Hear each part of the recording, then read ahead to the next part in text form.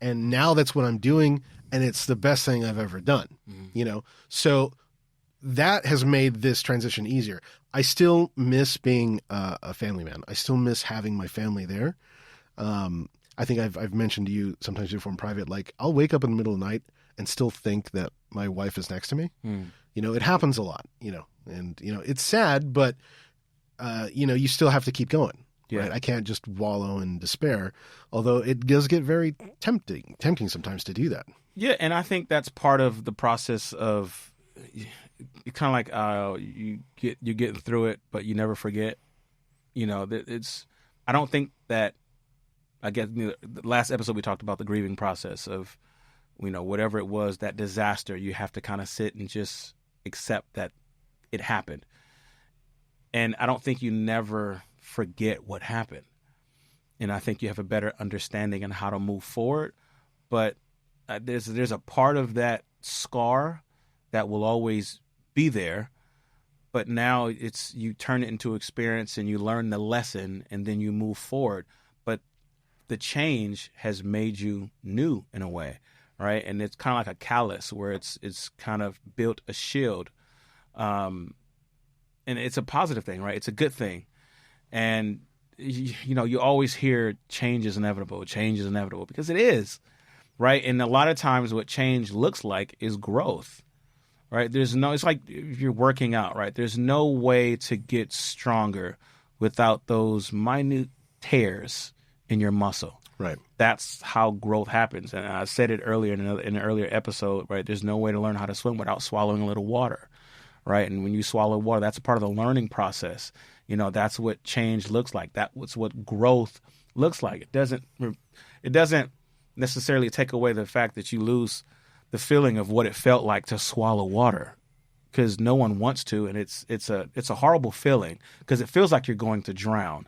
But it's a part of the learning process. That's developing those calluses on your hands when you lift weights. Yeah. It's a part of the process of change and accepting change and using it as motivation to move forward. Because for you, it's a whole new life.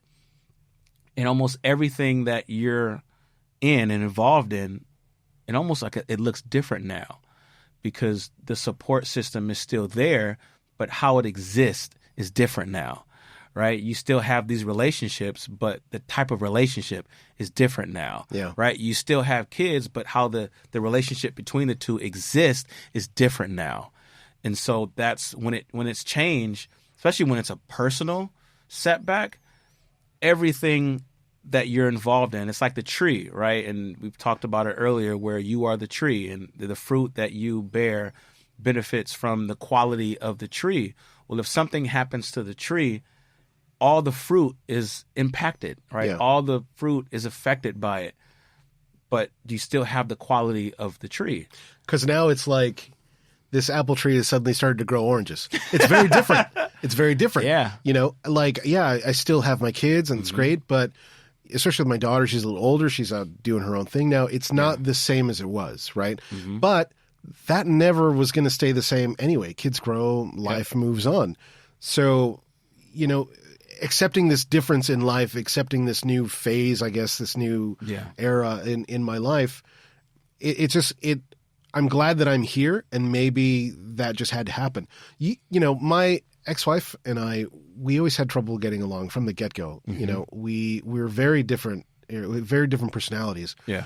And so again, maybe we were stuck and something had to happen in order for us to, progress in our lives. Because I don't think if we had stayed together, I don't think I would ever have become a teacher. I think I would have kept trying to either, stay at the restaurant or tried other things, but I don't think I would have ever made it to being a teacher.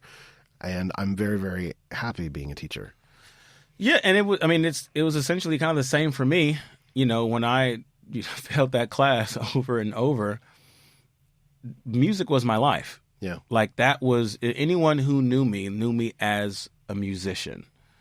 I had probably 4 to 5 different things I was involved in, and 3 of those were things I was getting paid for, right? So I had like 3 to 4 jobs, and 2 to 3 of them were music-based.